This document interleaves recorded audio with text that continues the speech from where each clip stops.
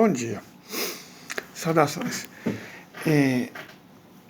Eu não sei se eu já disse, mas eu sou, além de professor, consultor. Mas consultor de quê?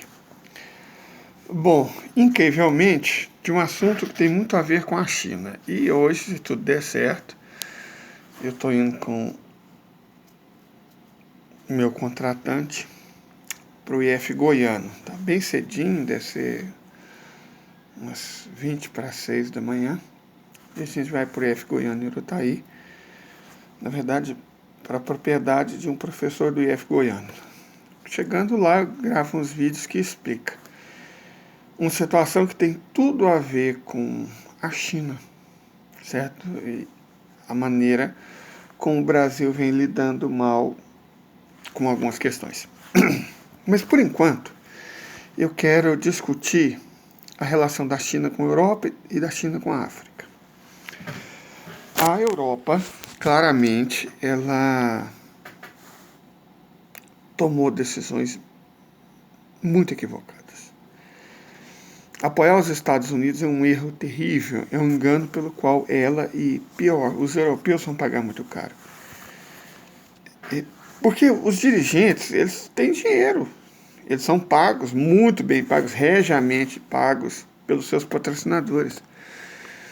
Mas o povo europeu tende a ficar numa situação muito complicada. E isso é ruim, porque são centenas de milhões de pessoas, certo? Mas vamos lá. Por que eu falo isso? Nós já explicamos que a Europa é pobre. Tipo, pobre mesmo. A riqueza da Europa foi conquistada na base do roubo, da pilhagem, colonialismo, escravidão, imperialismo, certo? Pelas armas, pela força das armas, a partir do século XV, né? Vamos considerar o momento em que a Europa começa a se tornar uma potência imperialista com a tomada de Ceuta pelos portugueses, em 1415. Aí depois você teve a descoberta das Américas, né?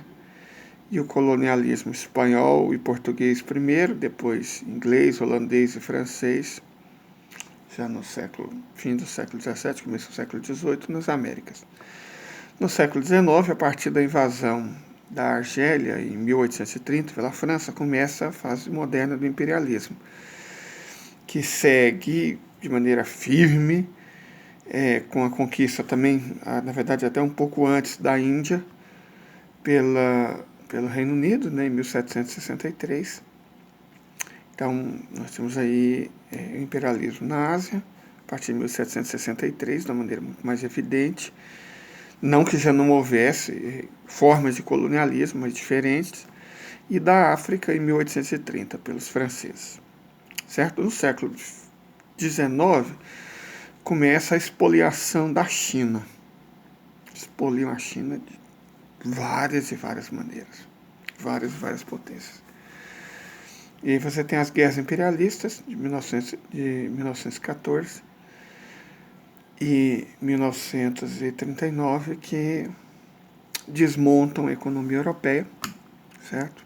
E tornam ela cada vez mais dependente dos Estados Unidos. Tranquilo? A União Europeia originalmente foi feita como uma tentativa de autonomia por parte da Europa, mas rapidamente, principalmente depois da infiltração dos ingleses, ela se torna um títere dos interesses dos Estados Unidos. Em 1992, o Tratado de Maastricht deu a ideia de que talvez os europeus pudessem recuperar a autonomia, porque tem 3 políticas comuns. A política monetária comum deu certo, claro, né? Porque é passar o controle da Europa para a finança sediada em Frankfurt, para os bancos alemães. A política externa comum, a ideia foi criar uma política externa comum. Bom, só que essa política, coincidentemente, era sempre a mesma dos Estados Unidos e para e passa de Israel. E a política de defesa comum fracassou miseravelmente. Por que fracassou? Porque nunca surgiu um exército europeu. Porque os europeus escolheram continuar abanando o rabinho para a OTAN. A Europa está sob ocupação militar dos Estados Unidos desde a Segunda Guerra Mundial. Isso não mudou, certo? A assinatura do Tratado de Lisboa aí acaba de vez com a democracia na Europa, porque a vontade da União Europeia, controlada por burocratas não eleitos, passa a prevalecer sobre os interesses nacionais, que seriam, em tese, comandados por pessoas eleitas. Então, o Tratado de Lisboa mata a democracia na Europa. Ok?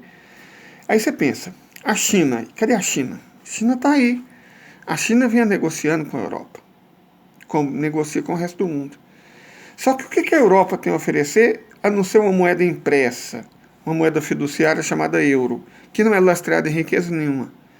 Ela tem, sei lá, minérios, fontes de energia, produtos agrícolas. Não, ela não tem nada. Ela só tem essa moeda fiduciária, que, repito, não é lastreada em nenhuma riqueza. Traduzindo, ela não tem riqueza, ela tem dívida. O euro, como o franco suíço, como o iene japonês, como o dólar americano, é um certificado de dívida, pelo qual você espera ser recompensado por mercadorias, que a Europa está cada vez menos produzindo. E sem energia da Rússia, vai produzir ainda menos do que já produz, certo? O PIB da Europa, da União Europeia, fica na faixa de 23 trilhões de dólares, muita coisa. Mas a riqueza real é infinitamente menor. Pega a África, o PIB dela já está em 8 trilhões de dólares, em paridade de poder de compra, que é o que conta. O cambial esquece. Moeda fiduciária não vale nada.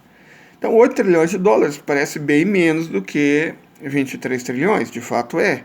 Mas se você ignora que esses 23 trilhões supostos da Europa são principalmente o setor terciário, ou seja, não existe, sabe, é invenção. Você considera que 2/3 da riqueza da Europa vem de setores que não geram riqueza, setor terciário. Então sobra o quê? 1/3, que é 8 trilhões. A maior parte da riqueza africana é do setor primário. Tem uma parte do setor secundário. O setor secundário cada vez mais, era muito mais forte na Europa. Mas a África, se você pensa nesses termos, tem um PIB entre industrial e primário na faixa de 5 trilhões de dólares. E a Europa, entre industrial e primário, tem um PIB na faixa de, como eu disse, 8 trilhões de dólares. De 5 para 8 a diferença não é tão grande. A diferença é que a África tem vastos recursos naturais, vastos recursos energéticos e tem uma produção agropecuária cada vez maior. E a China está investindo cada vez mais na indústria. Então, se você pensa em termos de riqueza real, tangível, a diferença entre a Europa e a África, 5 para 8, não é tão grande.